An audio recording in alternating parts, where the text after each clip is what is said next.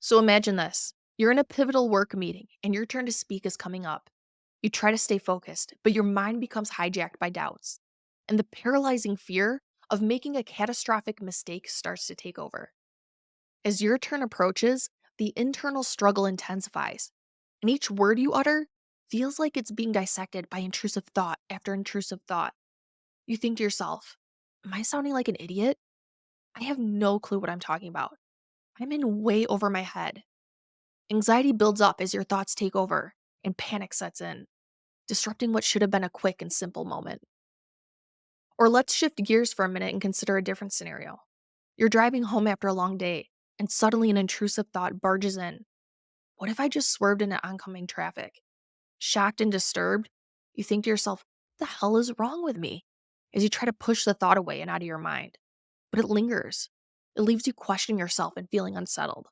Now, if you've experienced anything like this before, you're going to want to stick around because in today's video, I'm going to share with you 5 powerful tools that'll help you crush your intrusive thoughts and regain control over your mind. So, before you learn how to manage your mind, you first need to understand how your mind works. One of the most significant challenges faced by people with intrusive thoughts that you need to know about is called cognitive fusion. And this is a psychology term commonly used in acceptance and commitment therapy.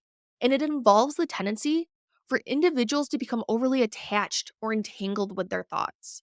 It occurs when you're unable to separate yourself from your thoughts and you start identifying too closely with the content of them, right? You start to take your thoughts too literally and you find it challenging to create a healthy separation between yourself and what your mind is telling you. You might also become unable to view thoughts objectively and start automatically believing them to be true. This becomes a significant issue when you allow your thoughts to not just influence, but to define who you are. Some people become so fused with their thoughts that they become ingrained in their core identity and their character. So consider the scenario where someone constantly has thoughts like, I need to be perfect in everything I do, or others should always agree with me. What we see is that over time, these thoughts can be embedded in your subconscious mind, and it leads to the unconscious creation of implicit rules that you need to follow and manuals that outline how others should behave. The way we detach from our thoughts is through a process called cognitive diffusion, and this involves deliberately creating distance between ourselves and our thoughts. And this allows us to shift from a perspective of being entangled with them to one where we can observe them more objectively. We want to look at our thoughts instead of looking through them. Cognitive fusion is like trying to read the label from inside the jar. You're immersed in your thoughts, and this makes it challenging to gain perspective. Cognitive diffusion, on the other hand, is about stepping outside of the jar to examine the label objectively. It's a shift from being entangled in your thoughts to observing them from a distance, allowing for greater clarity and control. Another way to think about this is to imagine your thoughts as a pair of sunglasses through which you view the world. The lenses represent your thoughts, and they can distort your perceptions and influence how you interpret situations.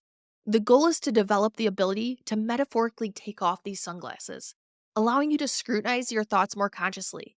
Because by doing so, you empower yourself to make informed decisions about which thoughts are helpful and which ones are detrimental, and which ones align with your values, and which ones distract you from what's most important in life. The key is to make a conscious decision about whether to embrace or reject these thoughts. Because remember, you have the power to shape your responses and your reactions. And this is what really distinguishes the difference between a thought and thinking. A thought comes and goes, it's involuntary, it enters our mind and we have no control over it. But thinking is deliberate, it's purposeful, it involves active engagement where we do hold a degree of influence. And remember, you might not have control over your first thought, but you sure as hell have control over your second one. So now that you understand the idea of cognitive fusion and cognitive diffusion, let's jump into the 5 tools that will help you manage intrusive thoughts. So the first tool is for those of you who like to journal and write things out. And this has been one of my favorite techniques recently because of how simple it is. What you do is set a timer on your phone for 5 minutes. And essentially, all you do is a brain dump. And during this time, allow yourself to write down everything that comes to mind, the good, the bad, everything in between. You might be thinking that this sounds too easy, too simple, too ridiculous, right? But this simple act of recognition can significantly diminish the power that these thoughts hold over you, It's a way of saying, hey, thought, I see ya. And oftentimes, this alone is enough to reduce their impact and bring a sense of relief. The second tool to create further separation between you and your thoughts is what I like to call the announcer technique. So think of the last time you watched a sport on TV. The role of the sports announcer is to observe and to articulate the events of a game without being directly involved in it. In a similar fashion, you can adopt the mindset of an announcer to distance yourself from your intrusive thoughts. So, whenever you're faced with an intrusive thought or image, I want you to act like a sports announcer and dictate what is happening in your mind. So, use phrases like, I am having the thought that, or I'm having the image of, followed by completing the sentence. So, let's say you're out for a drive and the thought of crashing your car comes up. You could say, I'm having the thought that I could crash my car, right? The simple act of verbal acknowledgement induces a level of detachment, and it's often enough to loosen the grip of the thought and allow you to continue with your day. It's like narrating the mental events without becoming entangled in them, and this provides a helpful perspective shift. The third tool for managing intrusive thoughts involves naming or labeling. So when a disturbing thought arises, some people find it helpful to say something just like thought, right? If it's a picture, they'll say picture. If it's an urge, they'll say urge. And this practice helps with normalizing the experience. And considering that we generate around 60,000 thoughts per day, the key is not to attach excessive weight to any particular thought, picture, or impulse that arises. Some of my patients have even had success with thanking their brains. So whenever they're confronted with an unusual or intrusive thought, they'll just say, thank you, brain, right? And this is their way of welcoming the thought instead of trying to resist it. Now, if you're a visual person who tends to think in pictures, tool number 4 is for you. I call this the movie technique. Whenever an intrusive thought arises, visualize placing that thought onto an object in motion. So for my nature enthusiasts, it could be clouds drifting across the sky or leaves floating down a stream. If you're a sports person, maybe imagine a baseball being hit out of the park or race cars speeding by.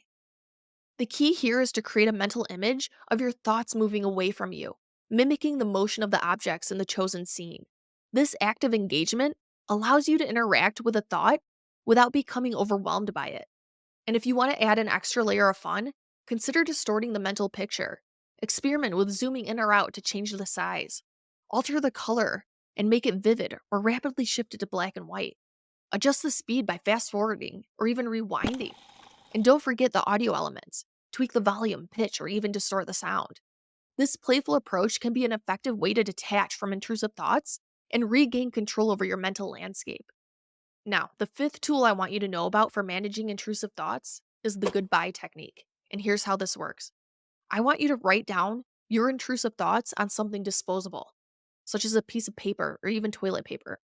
Once you've put your thought into words, symbolically dispose of it by throwing it away, burning it, or flushing it down the toilet.